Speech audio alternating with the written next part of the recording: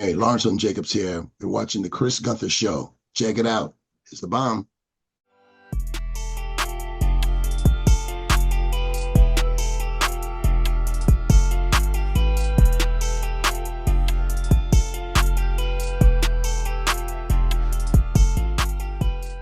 What's going on, everybody? Welcome to the Chris Gunther Show. Thank you so much for watching. Remember to like and share this video. I would greatly appreciate it. On today, we are so honored that a living legend for the culture, he has taken some time out of his very busy schedule. If you're a 90s kid, you were terrified of him in the Jacksons movie, all right? But I just want to be honest, if you did your homework like your boy did, you understand that his impact in the culture goes from Cooley High and things of that nature. Without any further ado, ladies and gentlemen, let's welcome the one, the only, Mr. Lawrence Hilton-Jacobs. How you doing today, sir? Brother Chris, thank you, man. Hanging out. I'm glad that you're taking this brief time out. Before we get started, let's go ahead and hit on something. You just had a day named after you. Congratulations. Yeah, I was in New York City last week. I'm from New York. I live in Los Angeles, but I'm from New York City. And they had me going out to speak to a school in Brooklyn. And I had no idea that they were going to give me a proclamation to have the mayor show up and call it Lawrence Hilton-Jacobs Day. So that was a nice, little surprise. Being from the Big Apple and then having a day named after you, was that kind of like a full circle moment? I don't know a lot about that. And I didn't take it as such. I took it as a high flattery, and it was very touching and very nice. I didn't go, oh my God, it's Larry Jacobs Day. I didn't trip. But I thought it was really cool. The mayor was just absolutely just a real easygoing brother. You can tell he was smooth and he's a fan. I could tell that. But it was just really nice. It was like I knew him. And it was the first time we met.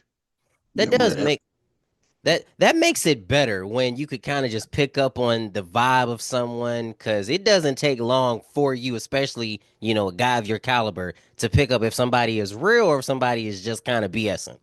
Well, you know something with in terms of the mayor, he's from the hood, as me, so he couldn't hide that, and he did not, and so he told me how when he was a kid he used to be playing CeeLo and all that stuff. So I said, okay, you smooth, we gonna keep it real. So you vibe people if you're honest. If you come in real, you pick up the vibe. One of my brothers, Rodney, always says, too real to be fake. It's real simple. Yeah. I agree with that 100%. Speaking about real ones, I got to give a quick shout out to the real one, Desiree, one of the best publicists in the game, doing such an amazing job. Got to give her flowers, man, I'm because saying she's a nice lady and she's halfway cute too. It's a- see, I just believe this, in this industry, you don't come across a lot of good people. You got people that are good at their work, but they're not good people behind the scenes. And Desiree has always showed me nothing but love, so I wanted to make sure I gave her a huge shout out and some flowers on that too. And something even adding to that, just being a good person. It's not hard to be nice, or just, have a nice day. If you don't like somebody, you don't like them, you have to trip. Desiree just happens to be that, but she's full of personality and she's just a sweet lady and she's just a nice, she's becoming a wonderful friend or has become one. But it's not that hard if you just, just let the flow go. 100%. Speaking about just getting a chance to let the flow go, this year marks 50 years for Cooley High. And Yeah. that has had been a role that, people recognize you, for 50 years later. Does it ever kind of like cross your mind, like, wow, I did this 50 years ago and people still talking about it? A little bit, lately they've been doing Cooley High celebrations. They had one Netflix put on a week ago in Los Angeles where they had myself and Glenn Turman and Michael Schultz, the director, talking about the 50th anniversary. I just left New York this week when we did the same type thing. And when I think back, well, you can look at how we looked back then. I was about this size, so that might have something to do with it. But it's mind-boggling. It's for us as actors. A lot of times, you don't so much you see the movie as a whole, but you think about what happened that day or those kind of. It's like I remember when we were doing the scene where I died in the movie under the railroad tracks, and Glenn was doing the scene with me, and we went all that. And then that evening, myself, he and Garrett Morris just went out and got some meat. So we keep it moving. Yeah. I remember when I see, because mind you, I just turned 30, so it's been kind of cool to kind of I've been the kind of person that can do a lot of reflections. And I remember when I first saw it, and I was thinking, why did kill him? Like, why did he have to be the one to go? That's just me. I was just genuinely curious about that. What happens in a movie when you have somebody that you endeared a little bit and you get to like or get to know. And what it's really saying, without it just being a character I happen to play, or the character, is that life happens in a snap, and anything from the left can happen. And how do we come back from that? How do we station ourselves so we can go forward? It's a jolt. It's like when you lose a loved one, you never get over it. You just learn how to roll with it. And on some days are good and some are just not. And in that case with Mom Preach and Cochise, these wonderful, you know, gregarious friends. Wow. It was like, what? Why them? But it springboarded his idea that he had to go on and make it better and bigger for both of them. So Yeah, better and bigger is something that has been so synonymous with your career. You've done things bigger and you continue to just thrive. And, you really have become somebody that a lot of folks can still recognize from something that, started back in the day. What made you even decide to get into the industry? I probably was, I wasn't on the crack pipe, I can tell you that part. But you got to be nuts a little bit to be an actor. I've always wanted to do it, since I was a kid. I've been doing it now 57 years. I'm 71 years old, so I've been doing it a long time. And when I was a kid in elementary school, they always put me in the plays, and I was always getting the lead. I don't know if that was a springboard or not for it, but I was always in Peter and the Wolf with the gun, or I was the pilot in the plane, whatever they came up with. I just always liked it. I always liked the arts, got an interest. Of course, when I first went after it, it was a far reach because I was coming from no knowledge, and what did I know? Hmm. And things, this is life. Everything happens in a step. You got to grow the tree. You got to plant the seed, let the tree grow. You got to give a chance to cultivate. You got to let a chance to bear fruit. That's building anything, whether it's a career as an actor, or career as a commentator, or career as a lawyer or a doctor. You must give it that time. And so that's how that works. So When I'm listening. I got you. First of all, never want to cut my guest off because I was like, hold on, let me make sure you the legend. People want to hear from you and not from me. No, it's all good, man. We're having a nice conversation and stuff like that. I'm not saying I'm easy going about my life because it's been a long time, but I just do my work and I go to my life. And I tell people that all the time. I say, when they say, what do you do to relax? I said, well, I take long walks. I hang out with the grandbaby, or, I go see a movie. I do what people do. I said, sometimes you just got to go get that hamburger, man, and, you got to get that donut. Don't tell nobody, but get that donut. Get it. Yeah, man, because that's what brothers like. We like donuts. We like, all that kind of stuff. Now, you're a native New Yorker. You see the Knicks are in the playoffs. How do And you feel about it? they smacked it. They won it. They moved it up, and I said, "Wow, that was a big thing to happen to be there." And it happened to be my brother that day. We went up to a steak place with my other brother Eddie and my nephew Tyler, my brother Rodney, and my brother Rodney had all the Knicks stuff on. So it was just the timing was like he knew, So the hat and the shirt and all that stuff. Oh, I have my little sentimental feelings about it because I was from New York, and the Knicks was like the team of teams when I was in high school, when it was Clyde Frazier and Willis Reed and all those kind of guys, and Earl the Pearl Monroe and all that stuff. Black Jesus, that was his nickname before Jordan. You go, man. That's real. And there's knocking down the prayers, man, and making it come true. Oh yeah, 100%. I just feel like basketball is better when the Knicks are relevant. The Knicks and the Lakers, when those teams are good, is relevant. But the Knicks just got that juice with them right now. They got a young team that's on fire. They're creative. They work with each other, which is how you should be in any team. You trade off. You're only as good as your machine, and you have to keep the machine all balanced. And so they seem to have that kind of double instinct to know how to do that without an animosity or out of the way ego. So that's a smart move, or maybe it's a lucky move, but they got it. Oh, 100%. And moving is something that you've done a lot in this business. You've had to move, had to shake a couple things, and you've been the person that has been the best at adapting. What would you say was probably the biggest move that you had to make, and what made you adapt to it?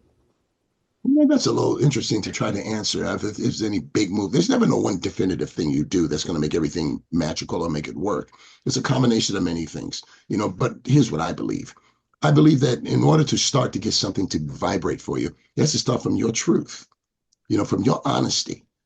That we got all the time because we know when we're full of BS. We know our limitations, and it doesn't mean that if you don't, excuse my voice here, it's a little harsh, but if you don't know an answer to something, ignorance doesn't mean you're stupid. It means you don't have the facts yet to be able to be informed.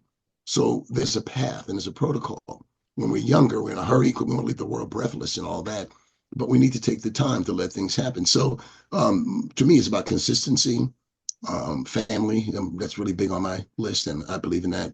My friends and my families are around me forever, and that's how I keep it. Even when I went to New York for the Cooley High thing, I was with my friend Dwayne Overstreet, who I've known since I was 5 years old, my entire life, and we're still tight.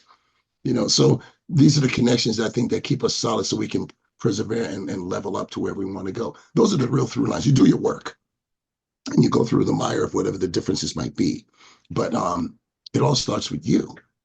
That's only going to get thrust you forward. You get whatever's going to make it. If you want to get well, you have to get well. You want to get healed, you have to get healed. That's how you get healed. You have to want to. So if you want to be better, you rise yourself, or you want to go forward, you go that way.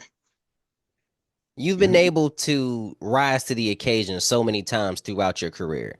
You've had a lot of ups, you've had a lot of downs, but you've had the ability to stay focused, and other people have really looked up to you in that regard.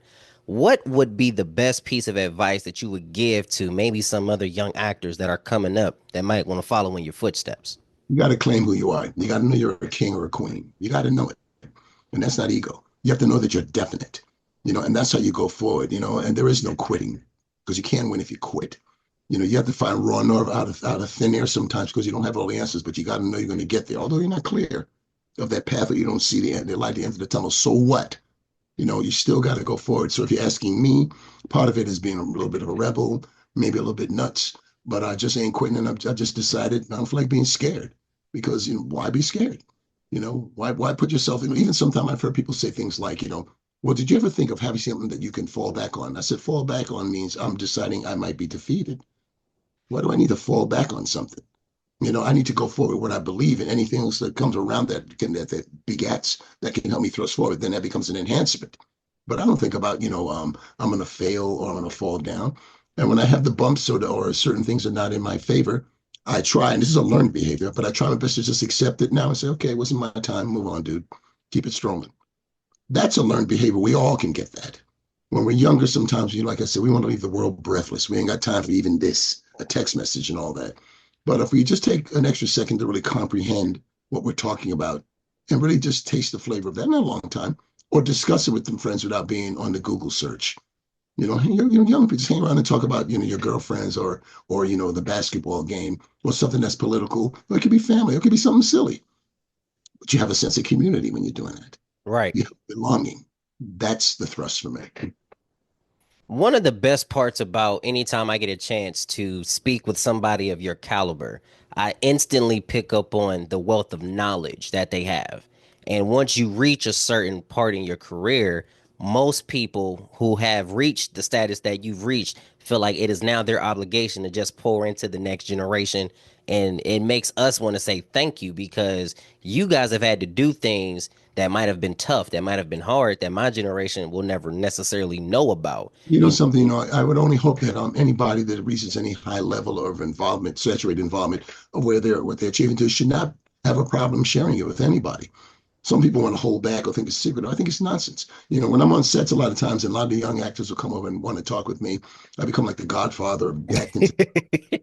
I indulge them all the way, or sometimes I'll sit with the background players, and they'll get like, why are you sitting with the background players? I said, because my first year and a half, that's all I did was background and extras. That was my career in the early days. And there's a bunch of films you just go around and say, oh, that's Lane, back in the day. We all come from somewhere, and we have to give it. Because, we didn't start now. We started a while back, and somebody gave it to us, and you grow on. With me growing up in New York City in my neighborhood, a lot of the guys who became like my godfathers and big brothers was Dick Anthony Williams and Ron O'Neal. They happened to live there. Art Evans, rest in peace, my great friend, was there. This tall, skinny guy used to be playing ball in the park named Lou Alcindor. Turned out to be Kareem Abdul-Jabbar, lived right across the street. So I saw all of these people that could be inspiring, but they were always cool. Nobody tripped. Nobody didn't have the time to say, sometimes when you look at somebody and really just look at them with no more, come say, man, what's up? But you mean it. That goes a long way. And lately, I've been toying around talking with a lot of high schools with young people to find their strength in their conviction of what they believe, no matter what the oppositions are, which is usually, I'm at home trying to think I'm tripping, you're wasting your time, you ain't going nowhere but jail, all that crap that people tell you and things like that. It's not an easy thing to hurdle over when you're living in that confine. So it goes back into your heart, which means we have to talk to each other. I have no problem with sharing that at any time with anybody.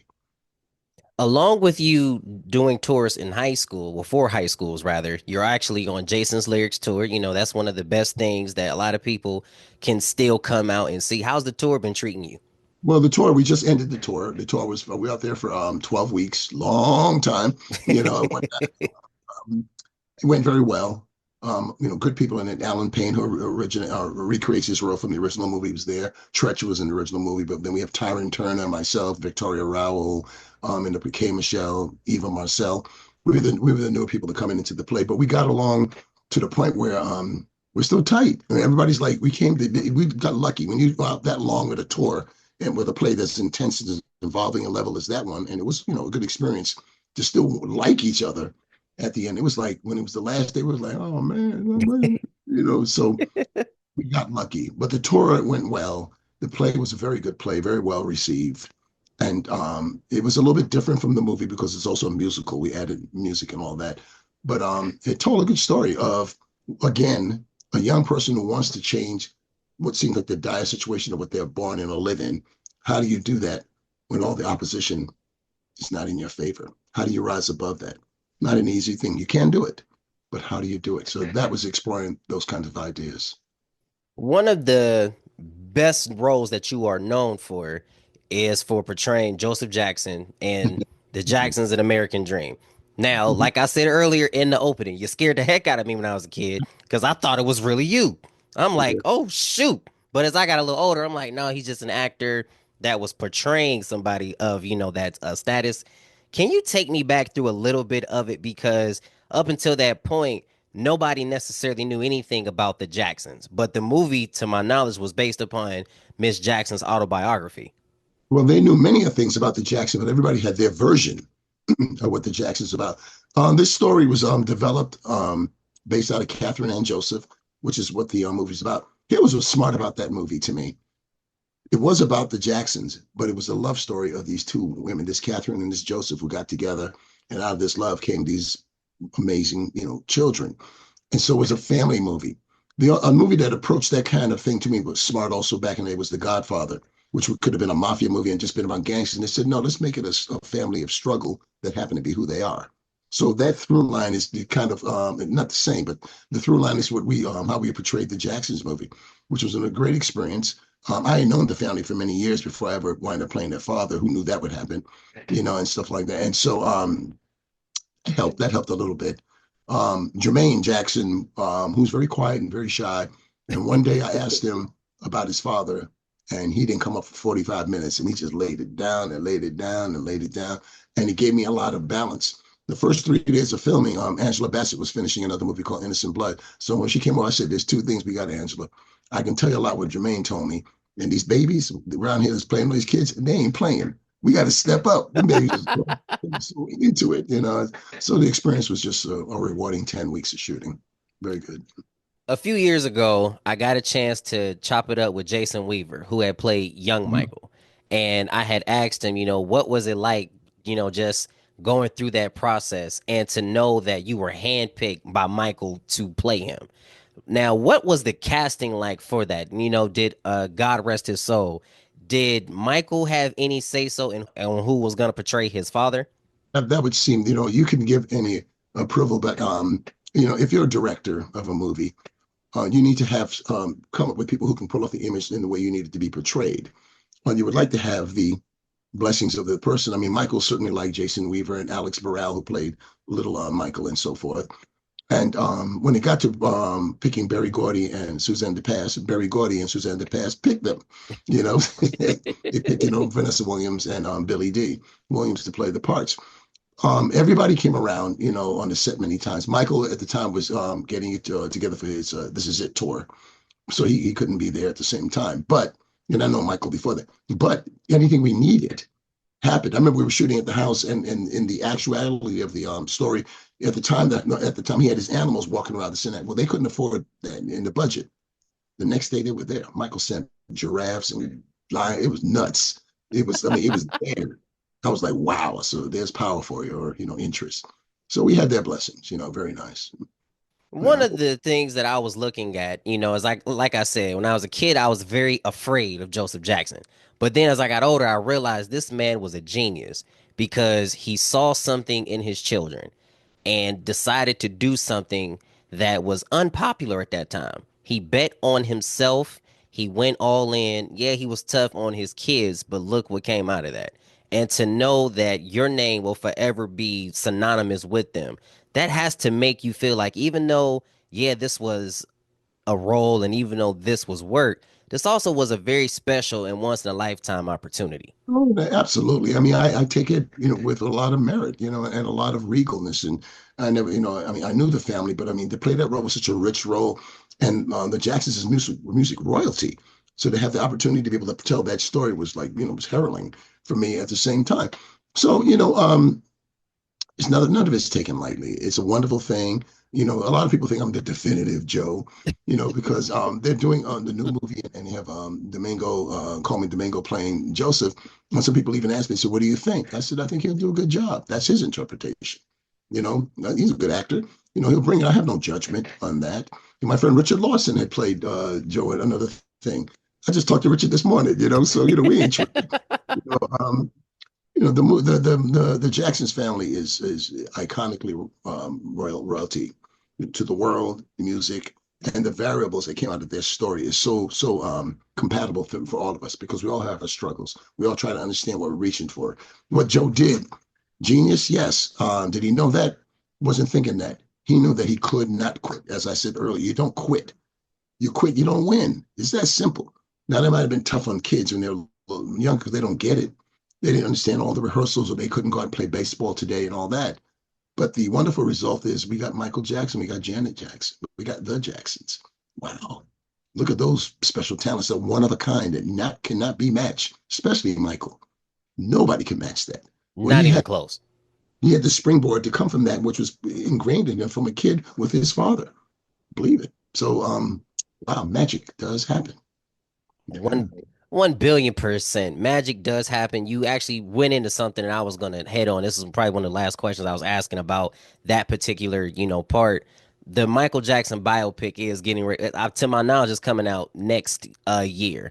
Yes. And you had mentioned about there's another actor who is gonna portray Joe. Was there any talk? Because black don't crack now. Black don't crack at all. Was there ever any talks about maybe you reprising your role as Joe and Miss Bassett No, reprising you her roles really as got to Angela? keep going forward as you tell the new story. Yeah, I mean, I hope this sounds right.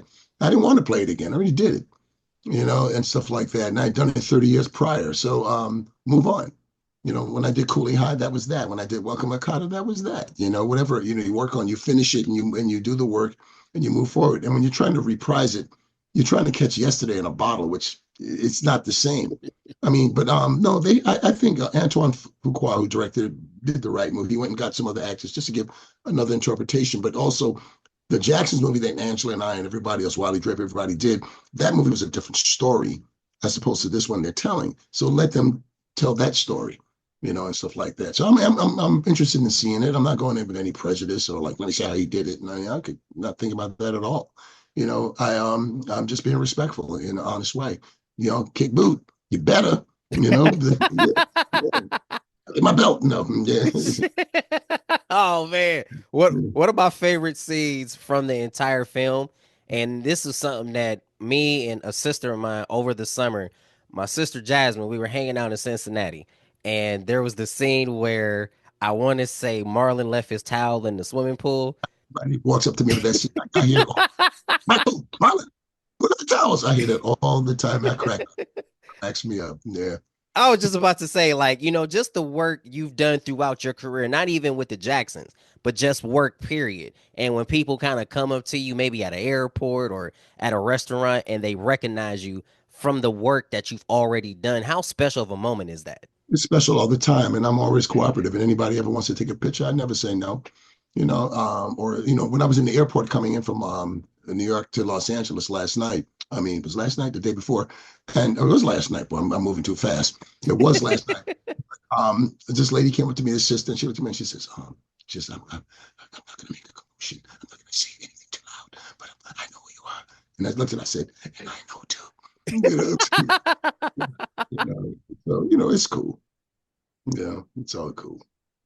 Here we are in 2025. The second half is coming up, and you've been blessed to do so much. You've been blessed to do a lot of great TV work and a lot of great film work, but we know that you're not done. What are some of the things coming out that the people can look forward to? Well, you got to keep going, man. I mean, I've been very, very busy lately. Just before I did the Jason's Lyric Tour, I did a movie called War Dogs. Here's a good one. Myself and Glenn Turman are reunited in a short film When They're Gone. We shot that about a month ago. So you got Preach and Cochise again, as older guys back in the mix. And I'm a director, so I'm going to start directing one of three movies this summer. The first one is called Family, which is an intense family drama that I've also written. So I'm keeping it going and bouncing it around, just mixing it up. You and Mr. Turman, who you've mentioned quite frequently, and rightfully so, you guys are the 1-2 punch, but you're also still great, friends. What is it like to still have a friend like that in this industry after all these years? It's just friendship. It's just life, It's life affirming, and it's being connected. Glenn and I don't almost never talk about show business or any of that when we're together. We talk family or, how you feeling, And Glenn's real, real. Like when he asked me to do the short film, excuse me, he called me up and he saw me, and I was doing the play on the road, and he said, "Hey, baby, man, well, I got this film we're gonna do, man." And this, I said, "I'm in." It was that easy, And so we have a real wonderful, quiet respect for each other, and we love each other. We're brothers, and we don't trip. We know how to let each other stay in their space and in their lane and so forth. And we see each other quite often, but which is great. But it's a lucky thing to have a friend that 51 years, man. These guys are still cool and whatnot. But I'm younger than you, Glenn. Don't forget. Yeah, so there you I go. knew that was coming at some point. I knew that was coming. I was just gonna be quiet and let it happen. Yeah, okay. Had nothing wrong with that. I one of the for me as a guy that is slowly on the rise, I'm big on giving people their flowers while they can still smell them and while they can still appreciate them. We appreciate you for what you've meant to the culture, and as a young black guy who was blessed to have both parents, to see a black active father and a guy who has portrayed some great fathers, man, my hat goes off to you for the work that you've done. No, I thank you very much, and that's very nice of you to say that. You just got to be real in life and keep it moving. You hear me say that in different verses many times. It really is that simple. We just have to just get into our truth and let that happen. And whether it's in our work, while we raise families, or you say you were lucky and blessed to have both parents raise you, as I did, a lot of people don't, and they have to find that balance so they can go feel confident in the world. As I was in Hempstead, Long Island last week, talking to some high school students, and a lot of them were on that teeter-totter of not knowing it. I saw this little cute little Puerto Rican girl come in, and she was looking at me for the longest, and the whole audience had left, and she was still there. And I was talking to the teachers, and I knew she wanted to talk to me, so I just went to her, and we just talked. And I said, "What is it, baby?" She's like, "I'm at home, and what I want to do." And I think she wants to be an actress, and her family doesn't get it. I said, "They're not going to get it till you get it, but you have to get it." But it's gonna be tough because they're gonna think you're tripping or you're wasting your time or, go get a regular job. I mean, I went through all of that. Oh, Larry's tripping. What is he doing? Man, oh man, you're what actor? What are you talking about? I could have taken that as a negative and let it destroy me. Or I don't know why the miracle happened where it just went over me. It just didn't bother me. I just said, well, what I'm doing is gonna work out for the whole family. So just bear with me. We have to find that in ourselves, which we do have. It's not easy when you have the opposition of living at home or you're 16. What do you know in the world yet? You think you know it all, but you don't. So what is your resource bank? Everything grows. Everything happens in time. Like you even talked earlier about the friendship with Glenn and I. That's 51 years of growing. We did the movie Cooley High 50 years ago. But, our friendship is layered on other factors of how we care about each other, how we respect each other, how we share each other's worlds, and keep that on a linear level. So that's how we roll. Respect is key. And it's something that, as a young guy, when I had reached out to try to set this up, I wanted to make sure that not only did I give you the respect, but still give you the flowers. Like I've already said it, you've done so much for the culture and the things that you continue to do. We appreciate it. Before we jet off of here, if there's anything that you have getting ready to be released that we can look forward to, is there maybe a projected date when those projects will be coming out? Let's talk about this because that's just work I do. And I can talk about I'm coming out in this movie and that movie, and that's fine. And I have a feeling to it. But let's talk about where we are. What we have to do is we have to always get tough enough in ourselves so we can win. There is no quitting. The only person going to make you fail is yourself. The only thing that's going to thrust you forward is yourself. We're in this on our own. Think of it like that. Be tunnel vision while you're trying to get there. Not mean, not evil, but focused. That is what I'm thinking about. So whatever work I've gotten this and that, and I've done a few things that are coming, as I mentioned, I'm the director, got the movie War Dogs and things like that. But it's more than just Larry Jacobs or Lawrence Hilton-Jacobs' career. This is life. And we have to leave, like you said, giving up the flowers so you can smell them. We also have to plant the seeds for the kids to grow. That's where it's coming from. So that's me. Keep it focused, keep it real, and cut the B and the S. We don't need it. Yeah, man. Yes, sir. Nothing else needs to be asked. Ladies and gentlemen, the one, the only, Mr. Lawrence Hilton-Jacobs on the Chris Gunther Show. Cue my theme song. I'll see y'all next week. Thank you for your time today, Mr. Jacobs. Keep it tight. All right.